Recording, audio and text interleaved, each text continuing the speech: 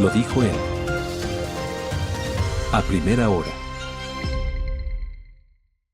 Muy bien, seguimos 7 de la mañana con 43 minutos. Diario El Universo recogía en su edición de anteayer. Voceros del Gobierno Nacional aclararon que el proyecto de ley orgánica para el control de flujos irregulares de capitales propone fijar en el 12% el impuesto a la renta único a las utilidades o dividendos que distribuyan las sociedades del Ecuador entre sus socios y accionistas, que está vigente en el país y que actualmente llega al 14,8%. El Ejecutivo puntualizó que la iniciativa que fue enviada hace 2 días a la Asamblea no crea un nuevo impuesto. De hecho, se plantea una exoneración de 3 salarios básicos unificados. Los ecuatorianos deben saber que hay 29,000 millones de dólares de utilidades en el limbo que no se distribuyen a los accionistas de las empresas por una sola razón: evadir al SRI. Esto es hacerle fraude a los 18 millones de ecuatorianos, se precisó desde el gobierno. De acuerdo a la propuesta, los dividendos o utilidades que distribuyan las sociedades residentes o establecimientos permanentes en el Ecuador estarán sujetos en el ejercicio fiscal en que se produzca dicha distribución al impuesto a la renta único del 12% sobre el importe del monto distribuido. Este tema ha generado algunas reacciones, ¿no? De empresarios, de gente conocedora de estas materias. Ayer, por ejemplo, le leía al abogado Ricardo Noboa Bejarano, ex diputado de la República, que decía, por ejemplo, el impuesto a las utilidades no distribuidas es un impuesto al patrimonio de las empresas. Y como es, ha habido algunas reacciones. Me parece que Henry Cucalón Camacho también había reaccionado en ese sentido, con un post en su cuenta de ex cuestionando esta redacción que ha sido presentada por parte del Ejecutivo. Dice Cucalón: nuevo impuesto a las utilidades metido de carambola en proyecto para controlar ingresos de fundaciones. No bastó el aumento del IVA, justificado en la seguridad que compromete a todos. Ahora se pretende un golpe directo a la seguridad jurídica, reglas claras y confianza de inversionistas mediante un zarpazo patrimonial, por más que lo quieran camuflar y negociar. Le queremos preguntar junto a Andrea Orbe, a nuestro invitado Freddy Ceballos Bustamante, que está con nosotros. Él es analista en temas tributarios. Si es que es así, si es que se crea un nuevo impuesto, o qué significa esto. Freddy, bienvenido. ¿Cómo le va? Buen día. Si le puede abrir el micrófono a Freddy Ceballos, que no le escucho. Ahí está. Ahí está. Gracias, Fabricio, Andrea, buenos días y un cordial saludo a toda su sintonía. Bueno, quiero comenzar, Fabricio, comentando sobre lo que usted indicaba hace un momento, que existe por parte de la autoridad tributaria sobre estos dividendos no distribuidos una probable elusión o evasión tributaria. Quiero comenzar diciendo que eso, desde todo punto de vista, considerando lo que dice la ley, es un error. La razón principal de, como bien lo manifiesta el Servicio de Rentas Internas, de que existan 29,000 millones de dólares dentro del patrimonio como utilidades no distribuidas, en otras palabras, utilidades que fueron generadas por socios de accionistas y que se decidió en junta de socios de accionistas no distribuir, no es por eludir impuestos o evadir impuestos, es simplemente porque las compañías tienen una falta de liquidez para poder distribuir esos dividendos. Entonces, poder pensar en que exista una evasión, elusión de impuestos es una justificación muy errónea, mi estimado Fabricio. ¿Cómo podría afectar incluso esto? Y ya conversábamos hace un ratito, no solo, por ejemplo, fundaciones que en definitiva no tienen ánimo de lucro, sino, digamos, a otras empresas, otras organizaciones, federaciones, incluso colegios. A ver, yo quiero analizar cuál es este proyecto de ley, que en realidad ya es una ley emitida porque solamente es un mero trámite. Lo que el gobierno ha generado con esta ley es un pago directo de impuestos adicionales a los que ya existían. Y lo voy a graficar de la siguiente manera, incluso tomando el mismo cálculo que hace el Servicio de Rentas Internas. El Servicio de Rentas Internas en su página dice que hay 29,000 millones de dólares de utilidades no distribuidas, que haciendo un cálculo promedio, porque la tabla va del 0.75 al 2.5, el Servicio de Rentas Internas dice: si es que suponiendo que hay 29,000 millones y los contribuyentes pagaran en un promedio del 2%, vamos a recuperar cerca de 580 millones de dólares. Y entendamos cuál es la reflexión del SRI. Dentro de la resolución, el SRI nos da dos opciones. Dice, los dividendos que usted tiene acumulado en su patrimonio, usted puede distribuirlos de este momento y paga el 12%, que conceptualmente es menos que el 14 o 15% de impuesto a la renta. Pero le da la otra opción, le dice, si usted no tiene dinero para distribuir esos dividendos, usted aplíquese a la tabla desde los $100,000 hasta los 590 millones de dólares y pague desde el punto 75 al 2.50. E insisto, el SRI, como sabe y entiende que la economía no está en capacidad de poder distribuir esos dividendos, asume que el promedio de pago va a ser el 2%. Y esto es muy simple, y lo que sucede es que si una compañía tiene que pagar, por ejemplo, $2 millones por dividendos acumulados, tendrá que analizar internamente si su caja, si su banco tiene ese dinero, pero ese dinero como excedente. Es decir, que el momento de retirar ese dinero de su banco no le esté afectando el flujo normal de operaciones. Y no hablo ni siquiera de crecimiento, hablo de pagar salarios, de comprar materia prima y de mantener la operación constante y en un nivel similar. Insisto nuevamente, no hablo ni de reinversión ni de crecimiento. Entonces, el gobierno sabe, porque controla cifras y las conoce desde Banco Central y desde SRI, que no existe ese valor adicional como para que la mayor parte de socios que tienen esas utilidades mantenidas en su patrimonio, mañana, porque existe este 12%, los vayan a liberar. Pero, y a pagarlas. Si existiera, ¿no es una especie de castigo incluso? ¿No se podría entender como una especie de castigo? Yo quiero verlo desde el punto de vista de ahorro para ser positivo. Usted normalmente paga cuando distribuye las utilidades luego de la Junta de Accionistas en marzo o en abril. Usted y yo, socios de la compañía, tomamos la decisión de distribuirnos esas utilidades. El impuesto que llegábamos a pagar puede ser 14, 15 e incluso mucho más. Lo que el gobierno dice es, si es que tuviéramos la liquidez, ahora págueme lo que no estaba decidido a distribuirse, únicamente el 12%. Es decir, se ahorra 2, 3, 4 puntos adicionales de ese impuesto. Pero insisto, el tema no está necesariamente ahí. El tema es que si nosotros mañana queremos hacer ese pago de dividendos, quiere decir que tenemos excedentes de liquidez, y considero que hoy por hoy eso en las compañías no necesariamente es una realidad. Pero si no quiero perdón, André, solamente le quiero preguntar con esta explicación. No es como, y leí dos mensajes, tanto el de Ricardo Novoa Bejarano cuanto el de Henry Cucalón, que hablan de un nuevo impuesto a las utilidades, que se atienda a la seguridad jurídica. ¿No va por ahí la cosa, Freddy? Es un impuesto a las utilidades no distribuidas, Fabricio. Pero mi pregunta es, como se lo ha planteado, como dice el texto, y como han advertido tanto Henry Cucalón y Ricardo Novoa, ¿es un atentado a la seguridad jurídica de las empresas? Yo no lo veo, Fabricio, a pesar que no estoy de acuerdo con el impuesto, no lo veo como un atentado a la seguridad jurídica, porque esos dividendos en un determinado momento que se realice la distribución tienen que llegar a pagar el impuesto a la renta. Recordemos algo adicional, Fabricio, esos dividendos no pagados o no distribuidos a los socios y accionistas incluso ya pagaron el 15% de participación trabajadores y en su momento el 25% de impuesto a la renta.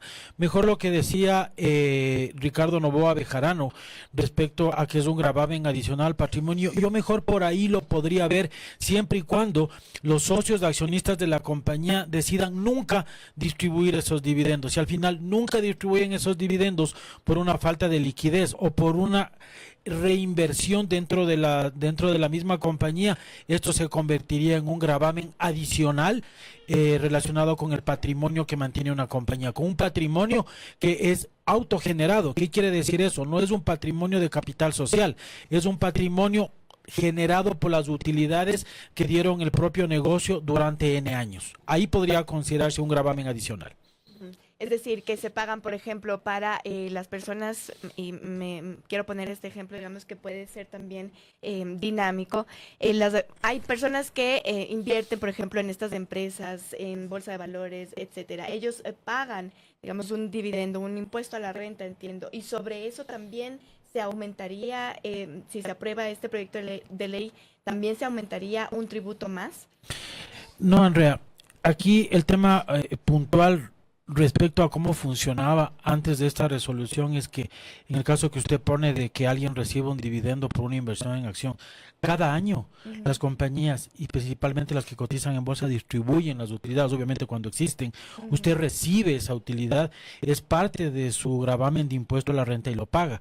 Aquí el punto esencial dentro de la resolución está dado y está dirigido a las compañías que no han distribuido dividendos. Y yo insisto en el tema, la razón principal para no haber distribuido un dividendo es que no existe flujo de capital excedente para que usted y yo, que somos socios de accionistas de una compañía, una vez terminado el año fiscal, retiremos las utilidades de la compañía. Entonces usted y yo decidimos el mantener las utilidades en la compañía o por reinversión o por falta de flujo. ¿Y por ahorro no podría ser?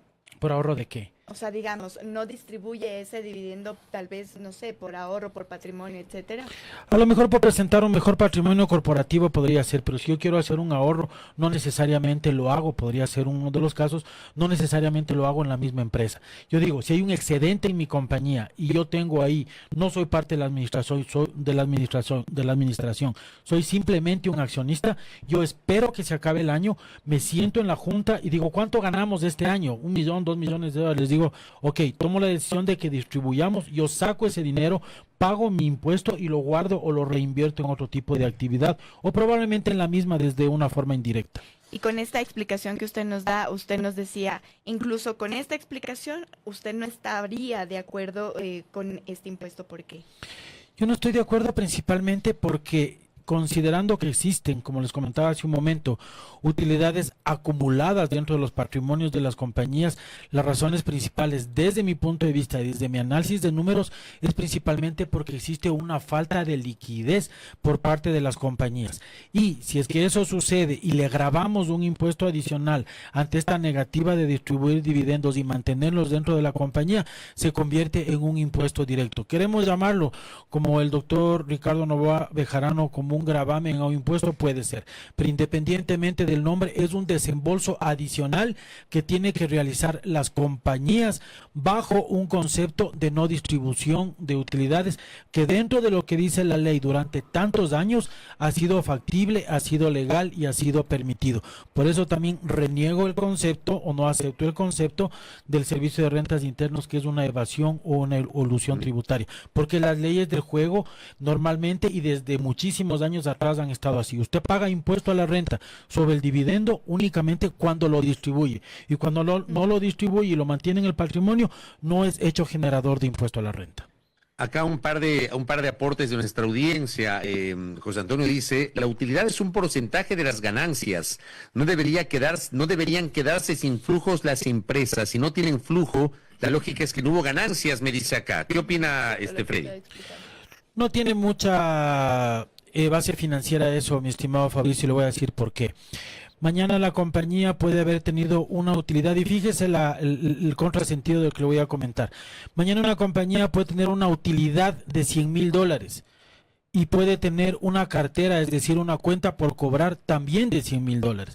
Entonces, si mañana usted, que somos dueños de la compañía, decimos, ¿y dónde está la utilidad? De los $100,000 está todavía por cobrar. O sea, eso quiere decir que no existe necesariamente una concatenación entre lo que es utilidad y flujo. Y ahí le comento algo adicional. En el mismo ejemplo, si tengo $100,000 por cobrar y $100,000 de utilidad, es decir, mi utilidad está por cobrar a clientes, el momento de hacer mi liquidación de trabajadores y de impuestos. A los trabajadores no les puedo decir, no les voy a pagar el 15% todavía porque todavía tengo por cobrar, y mucho menos al servicio de rentas internas. El servicio de rentas internas estira la mano y le dice, págame el 20%. Sí, pues que todavía no cobro. No, yo no te cobro sobre la base de lo que tú recuperes, yo te cobro sobre la base de la utilidad que tú has generado. Entonces la reflexión que le están poniendo, Fabricio, la respeto, pero no necesariamente está relacionado con la parte financiera. Correcto. Le añado algo adicional que me escriben por acá, me dicen, esto va más allá, me escribe una abogada, va más allá el tema de los dividendos, el impuesto a los dividendos no distribuidos lo paga la sociedad y no los accionistas. Hay una norma que dice, este valor no estará sujeto a devolución, pero podrá ser compensado por la sociedad durante los 2 ejercicios fiscales posteriores en los términos establecidos en el reglamento. Fenecido este plazo sin que el crédito haya sido compensado, se registrará como gasto no deducible en el respectivo ejercicio.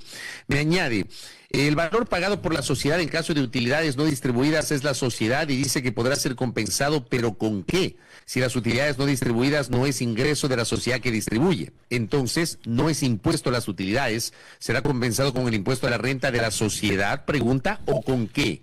Si es compensado con el impuesto a la renta, entonces es un anticipo del impuesto a la renta de la sociedad calculado con base a esta cuenta del patrimonio, más parece una contribución adicional, me dice una abogada, pero por primera vez que podrá compensarse, al menos esa es la interpretación que me plantean en este mensaje, Freddy, que se lo comparto a usted. En parte sí concuerdo el hecho de que es considerado como un anticipo de impuesto a la renta, pero pensemos en algo nuevamente con aprecio para el comentario.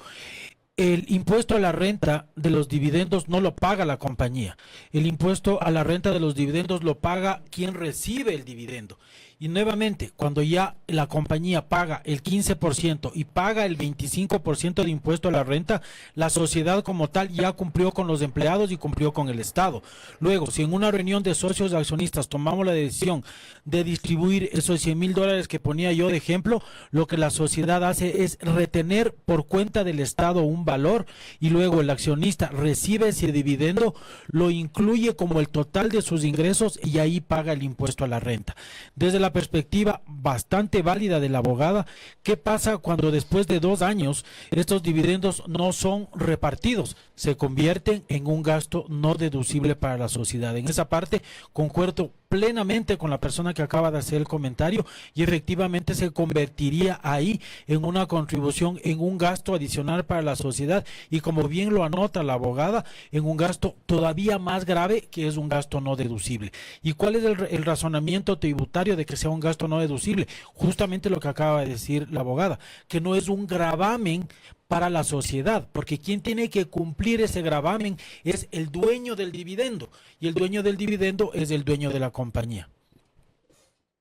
Freddy, pasando de este tema, ya vamos a hablar sobre otros temas económicos rápidamente en la recta final de este diálogo, pero quiero preguntarle a usted algo que ha sido muy polémico y muy controversial en los últimos días, sobre todo en las redes sociales, porque resulta que de haberse convertido Corporación Noboa en el primer deudor de este país con 90 y pico de millones de dólares, de acuerdo a la página web del SRI, esa deuda ha pasado a 21 millones de dólares, me parece, 21 millones de dólares, es decir, hay una reducción de 70 millones. Esto ha generado mucha controversia, se han generado suspicacias.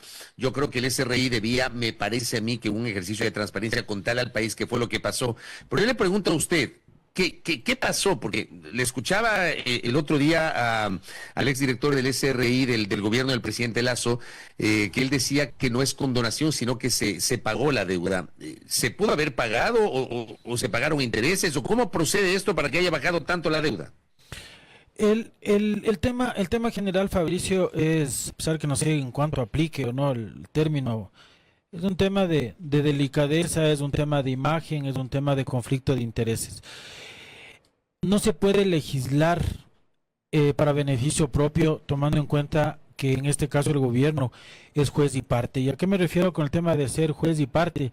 Es el hecho de que tiene una deuda, una glosa fiscal que grava intereses y multas, que si bien es cierto, hasta donde yo he visto el trámite se encuentra en tribunal fiscal, debe ser tratado, conceptualmente le digo, debe ser tratado bajo los términos de un tercero. O sea, no debería tener ventaja.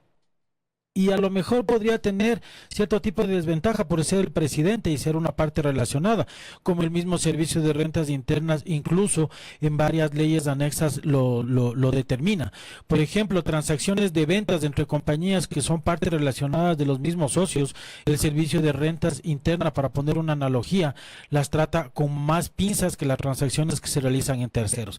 En este caso, yo me pregunto en voz alta y obviamente la respuesta es evidente, ¿es o no es desde la presidencia de la República una parte relacionada y una parte influyente, decisiva dentro de lo que significa el Servicio de Rentas Internas? Entonces, si bien es cierto, puede acogerse a la remisión de impuestos, que eso es lo que ha sucedido, de intereses y multas, perdón, que eso es lo que ha sucedido con la remisión en la última ley, habría que evaluar desde el legislativo si es que esto aplica para el presidente de la República, las compañías relacionadas del presidente de la República y de cualquiera de los legisladores que podría entenderse que están abocando o legislando para una parte beneficiada. Y usted, Fabricio, que conoce tanto de esto, sabe que esos temas, incluso por el tema político, ilegal o no legal, deberían ser analizados y tratados con muchas pinzas. Es decir, que esta, digamos, disminución de la deuda en el SRI sí se debió a la Orgánica de Integridad Pública que se aprobó en la Asamblea Nacional.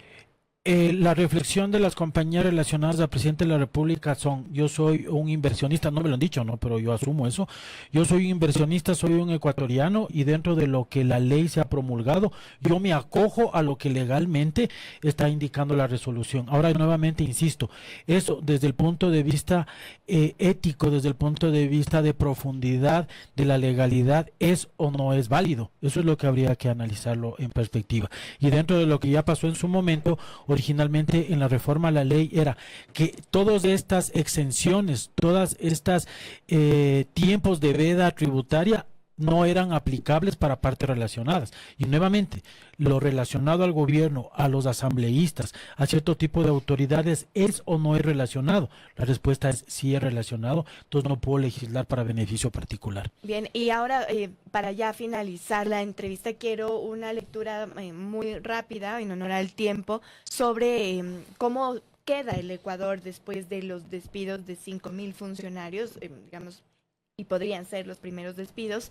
¿Es o no, digamos, un alivio financiero para el Ecuador, teniendo en cuenta incluso las declaraciones que ha dado el mismo gobierno de que se abren 80.000 plazas para jóvenes y se abrirían también otras partidas? En el año 2006, el gasto consolidado en relación al Producto Interno Bruto era del 23%. En el año 2013, es decir, 7 años luego, el Producto Interno Bruto en relación al gasto consolidado fue del 43%. ¿A qué me refiero con esto? El incremento del gasto consolidado y principalmente del gasto burocrático, para ser muy puntual, ha sido y ha tenido un incremento irracional durante el tiempo.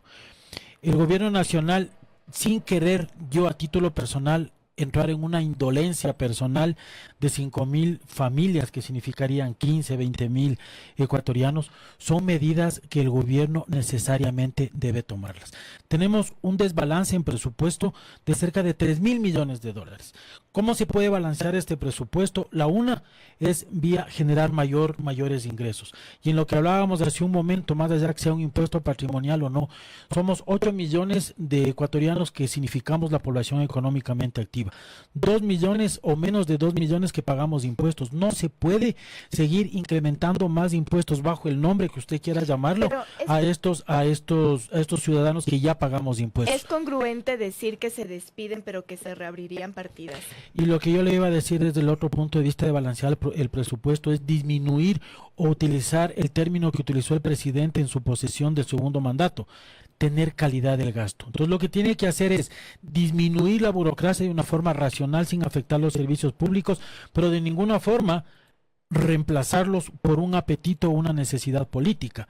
Sí, a lo mejor tener una opción de primer empleo con gente joven, etcétera, etcétera, si no se basa en un esquema técnico, pero principalmente, más allá de estos reemplazos, si no se basa en un movimiento de la economía cierta, real, va a ser un incremento inclusive a nivel de empleo joven muy temporal. O sea, la solución, si usted me quiere preguntar a mí si está o no está ahí, definitivamente por ahí no viene la solución de un balance muy numérico de llegar a eliminar o a disminuir ese déficit. Va mucho más allá que un esquema de sumar o restar gente dentro de la burocracia. Es un tema de poder generar un país mucho más activo desde el punto de vista económico, para que haya más plazas de trabajo, para que haya mayor recaudación de impuestos, no por incremento de porcentajes, sino por un mayor movimiento económico que genere no 5.000 plazas ni 10.000 plazas de despedidos, sino 5.000 o 10.000 o 20.000 o 100.000 plazas nuevas desde el aspecto o desde la parte privada.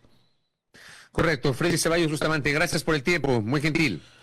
Gracias a usted, Fabricio Stanreac. Tengan buenos días a todos ustedes. Lo propio para nuestro invitado, Freddy Ceballos Bustamante, que está aquí en nuestro espacio de noticias, analista tributario.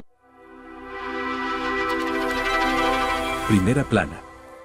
Todas las noticias, todas las voces.